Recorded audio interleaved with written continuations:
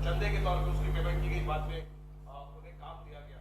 तो जिस कंपनी पर आपका आरोप है, आप पार्टी का नाम ले रहे हैं, राजनीतिक दल का बी कंपनी कह रहे हैं, तो इसमें जो दूसरा पहलू कंपनी का है उसका नाम क्यों नहीं ले रहे? वो आपके लिए छोड़ दिया ना मैंने, कुछ काम आपके लिए छोड़ दिया मैंने कि अब आप बताइए कौन कंपनी है, उसने कितना पैसा कब दिया, इलेक्टोरल बॉन्ड्स में भी दिया उन कंपनीज ने, आपको मिल जाएगा। आधे घंटे का काम है आपके लिए। नहीं, क्या ये इसकी वजह ये कि उस कंपनी ने कांग्रेस को भी चंदा दिया हुआ इलेक्टोरल बॉन्ड्स के डिटेल में है क्या, इस वजह से आप कंपनी का नाम नहीं ले रहे? सरकार में तो है नहीं, स्टेट गवर्नमेंट्स में तो है। मैं कह रहा हूं आप वो भी देख लीजिएगा।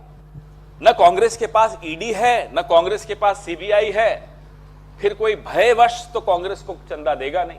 यहां भयवश भी काम चलता है। साम दाम दंड भेद चारों का प्रयोग करने की स्थिति में कौन है?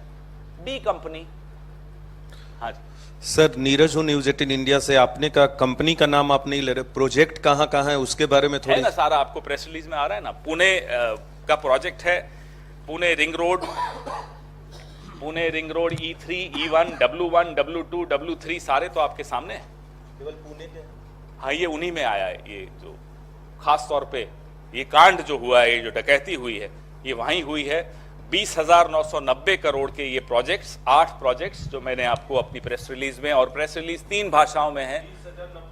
20,990 करोड़ होना कितना चाहिए था? 10,087 करोड़। 900 दिन, 900 डेज।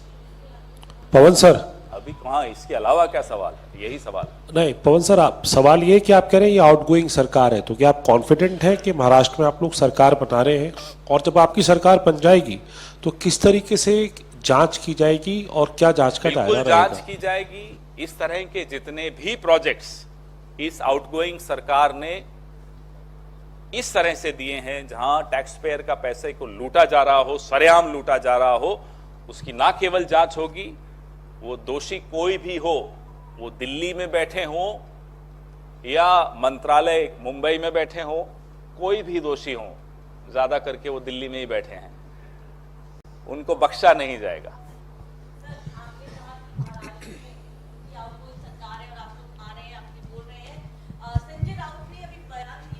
कहा है कि सीट बंटवारा जो महाविकास आघाड़ी के बीच में होना चाहिए, वहां महाराष्ट्र के नेता ये फैसला नहीं कर पा रहे हैं, और अब समय निकल गया है, लेकिन कांग्रेस की ओर से कहीं ना कहीं क्लैरिटी सामने नहीं आ रही है।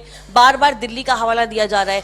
कब तक ये सीट बंटवारे का फैसला हो जाएगा? कई चुनाव देखे हैं, मैं भी आपको कई चुनावों से देख रहा हूं।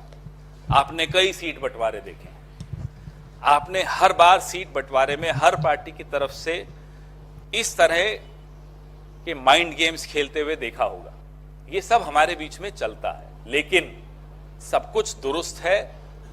सीट शेयरिंग बिल्कुल सही ट्रैक पर चल रही है, कहीं कोई दिक्कत नहीं है। अगर भाजपा को ये उम्मीद है कि इसी उम्मीद से अब हम वापस से आ सकते हैं, तो वो गलत है। पवन जी, अभी आपने जिस रोड प्रोजेक्ट का जिक्र किया, जिन 2 कंपनियों का नाम लिया, अभी उसमें से 2 कंपनियां ऐसी हैं, PNC Infratech, GR Infra project, इनको भी महाराष्ट्र रोड प्रोजेक्ट का कॉन्ट्रैक्ट मिला था, और कल इनके शेयर बाजार में काफी, इनके शेयर में काफी तेजी है। क्या ये दोनों वही कंपनियां हैं? अब ये आपको पता लगाना है। कुछ होमवर्क आपको भी दे दूंगा मैं, मेरी पार्टी मुझे बहुत होमवर्क देती है, थोड़ा होमवर्क आप भी कर लीजिए। हाँ जी, अब आज और कोई सवाल नहीं होगा, पहले ही मैं बता देता हूं। मेरी महत्वपूर्ण इतनी मेहनत होती है तो उसके बाद अच्छा नहीं लगता कि उस पर फिर कोई और सवाल आ जाए। इसी से संबंधित आप अलग भी नहीं।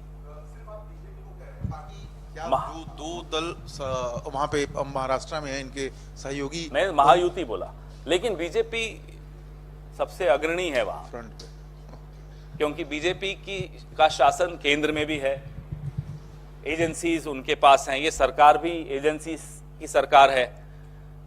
ईडी का फुल फॉर्म महाराष्ट्र में जब सरकार बनी तो एकनाथ और देवेंद्र हो गया था। तो ED government is Eknath and Devendra government. तो हेरा फेरी से सरकार बनी, और सरकार बनने के बाद हेरा फेरी शुरू कर दी। धन्यवाद।